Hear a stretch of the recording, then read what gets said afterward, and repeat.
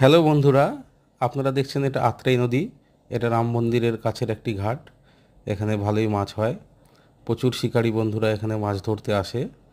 এই যে দেখতে পাচ্ছ, একটি মাছ হিট হয়েছে। দেখা যাক কি মাছ।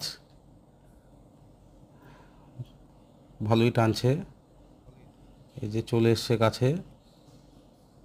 হ্যাঁ বন্ধুরা, এটা রুই। এটা মোটামুটি কেজি খানেক হবে, না একটু বেশিই হতে পারে। তো ভাই আজকে একাই বসেছিল একটা তাগি নিয়ে, মানে জাস্ট জানতো না ভাই এখানে যে মাছ হয়, তো চেক করার জন্য বসেছিল।